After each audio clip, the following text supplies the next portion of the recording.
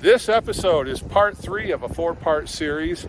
I'm with this day tripping guy, Bob DeWitt, and we day trip to the Carnegie Historical Museum right here in Fairfield, Iowa.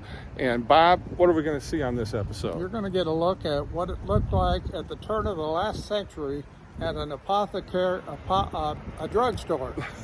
He had it right. I did.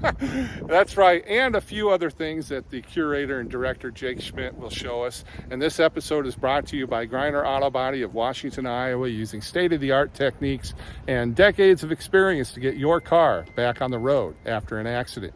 Car Doctor of Washington, Iowa. No matter who Frankensteined it, they can fix and clean and customize it. McDonald Boneyard of Keota, Iowa, for all your farm equipment and auto recycling needs. Hinshaw Trailer Sales of Richland, Iowa. You need a trailer? They've got your trailer, and they fix what they sell and don't in their full-time repair shop. Girling Repair of Winfield, Iowa. If your mower is dead, call Fred, your Husqvarna, Aaron's, and Gravely dealer. B&B Propane and the family at Jet Stops, and Blue Dog Lawn Care of Wayland, Iowa, for all your residential and commercial lawn care needs. And when the snow starts dumping, they clear that for you too. They all present Southeast Iowa today. I'm John Bain, author of Christie's Journey, The Beat Goes On, and your host. Bob, let's go inside with Jake. Let's go. Jake, this is our 3rd episode. There is so much to see here at the Carnegie Historical Museum in Jefferson County, Fairfield, Iowa. And it's like we're stepping back in time here to the early 1900s. It looks like we've got a drugstore or something It here. is. This whole drugstore, everything you see in here, the display cases, all the artifacts inside them and so forth, are all local. Really? This is part of one of the drugstores in Fairfield. It was originally the Clark drugstore, and Dr. Clark founded it in 1899, the building that we know today that still stands. His father had a previous building to that one. Then it became Johnson and Peasley and Schreiner and Johnson, and when I was a kid, most people remember it as Brown's Pharmacy. And when they closed, all this was donated to the museum. So it's all local, and it's really nice to have all these pieces to put together. Well, a neat thing that sticks out to me here in the display is the Schaefer pens. Yes, and this all was part of there, and this was in that building, and all the pins were extras that were found in the basement and so forth. So everything was just stuck in the basement just for storage, and they kind of forgot about it, and then we were able to, about 15 years ago, I should say, donate it to us. Now I'm going to put you on the spot just a little bit. Mm-hmm. Is that Schaefer's or Schaefer? Schaefer's. Schaefer's. Yeah. Now, were they the ones that were in Fort Madison? Yep. That was the headquarters for Schaefer Pens for decades, and so they were down there, just right across from the prison. Yeah. I have a friend, Chad Schneider. He is the president of the Penn City Cruisers in Fort Madison, and at first, I thought it was because of the penitentiary, but no, he told me it was because of Schaefer pens. So This is kind of a neat little full circle thing for me. I mean, just if you look at some of the stuff that they had back then, we're going to go look at some of these jars here and what kinds of stuff did they have there. Bob, you see anything that jumps out at you? I'm looking for cocaine because that was actually something that was used for pain management back then. Well, I'm not seeing any. It's not legal now, so forget about it, Bob. I can't, I'm day tripping with him, but sometimes I can't take him anywhere. That's right. Anything else on the legal front there, Bob? No. I think I'm good. All right.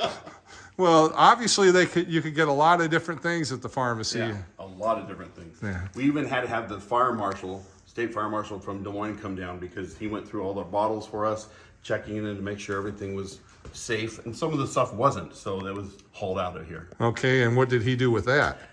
They said they disposed of it properly. Okay, well, are we going to take their word for that, Bob? Yes. Okay, all right. Well, we'll wrap up this segment, and please show us around some more. Okay. When we're back in the pharmacy, the Smith brothers, out of respect for the families, asked that there be no coffin at their funeral.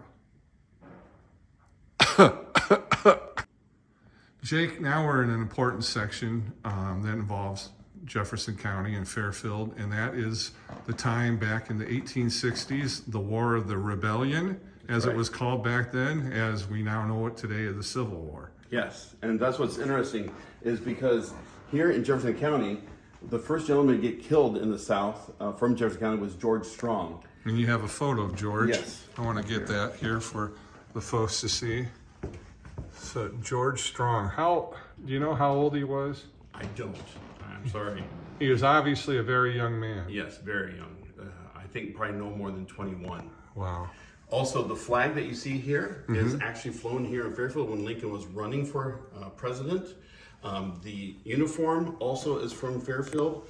Everything you see in here is from something in the Fairfield area and the Jefferson County area and their history. One of the ones that a lot of people are interested in is Mehitable Woods. Her nickname was Auntie Woods. That's a picture of her up there. She was a huge abolitionist in Jefferson County. The whole entire county itself was mostly abolitionists, trying to get rid of slavery. They were not for it.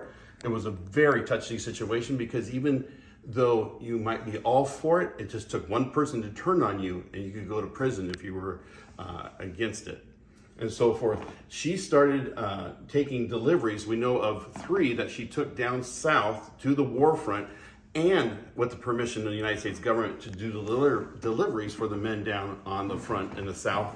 And she also started here in Fairfield a company, or a group of ladies I should say, Ladies Sanitary Aid Society.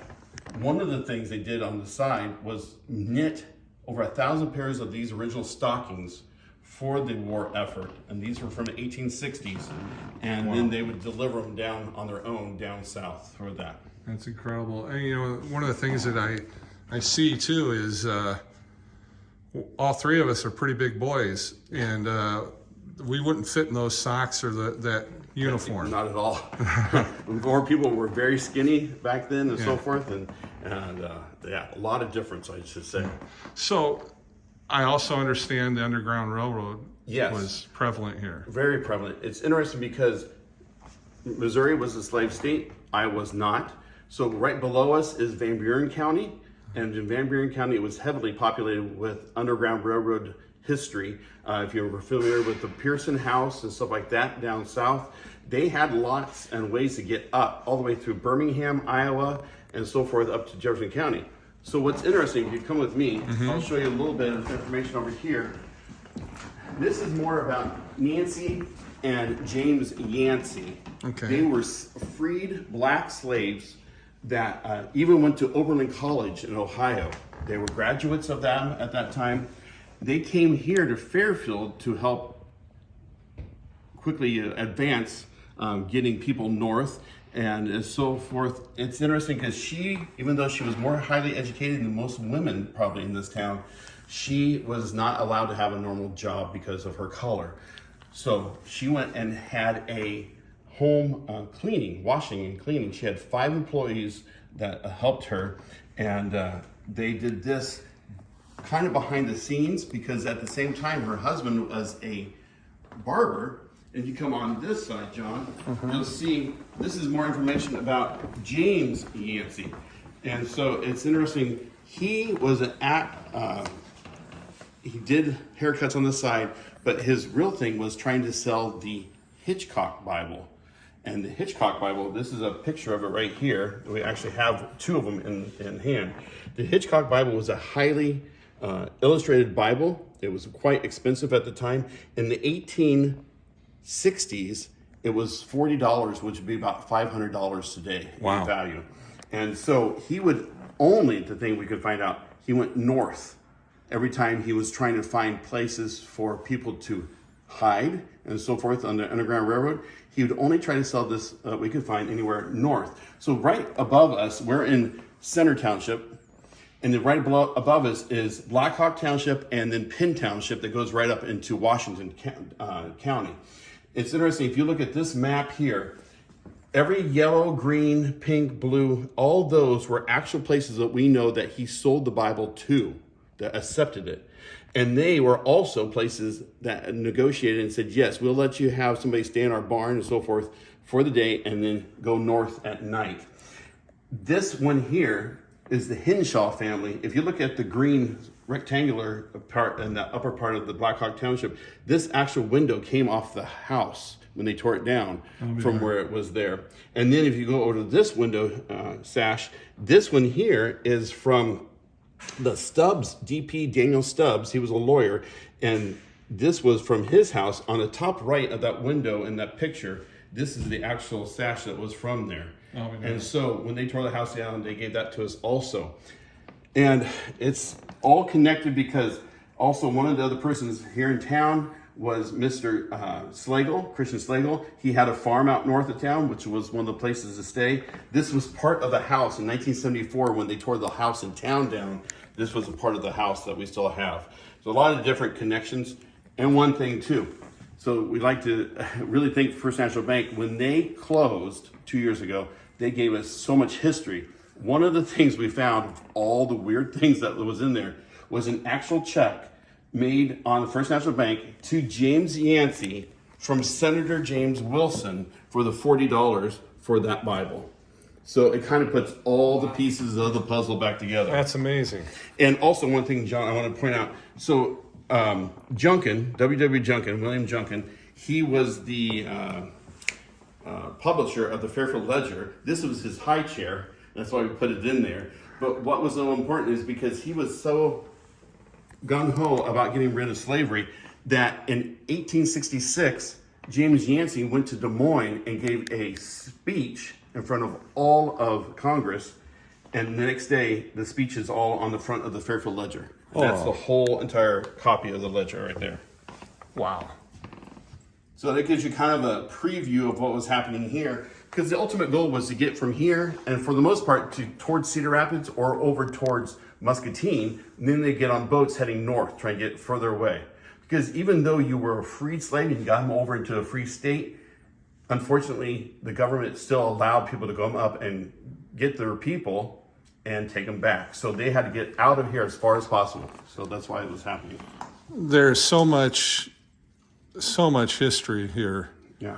And such an important part of American history. And people need to come here and they need to see it. They need to talk to you and they need to talk to Charlotte and others that are working here because you can learn so much. There's a lot of interesting things in this little tiny museum. Most people don't even realize it's here. Yeah, it's incredible. Now, right next to me on the other side, we jump ahead many years. Yes. But I want to give this sample because it's so important.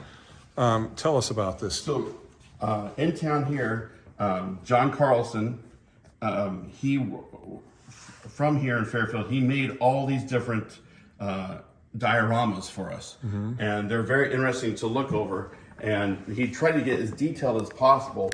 I think it said John, I'm sorry, it's Mike Carlson. And Mike Carlson, he did all these different ones. We have quite a few of them. And he really spent a lot of time in trying to mimic different ones. And he tells you on each one what the battle was and so forth. We have another one of Iwo Jima up on the top. He have a great Macedon, of all things, in the other room that he made. It has all the hair. Each piece was put on by hand. So you can kind of get some different things about the history of different major things in war that happened in the world. There's Omaha Beach. And over here we have Auschwitz. It's just incredible. I hope that I'm doing a good job of showing people that they need to come here. Yeah.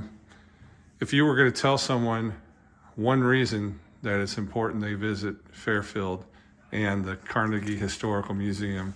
It's just the history. It's not just something from Fairfield. That's what's so nice. You'd have to probably go to Chicago, a bigger city, to see a lot of these things, but it brings it all together. We have so many different taxidermy that you won't even see. We have passenger pigeons that have been extinct since 1913 and so forth. So please stop in and see some of the different unique things we have.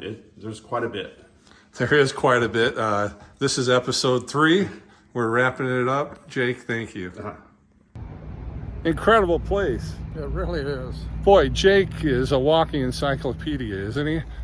Oh, man. Hey, thank you for watching, and I want to thank our sponsors, Griner Auto Body, Car Doctor, McDonald Boneyard, Hinshaw Trailer Sales, Girling Repair, B&B Propane and the family of Jet Stops, and Blue Dog Lawn Care. He's day tripper Bob DeWitt. I'm day tripping with him. I'm your host, John Bain. Stay friendly, Southeast Iowa.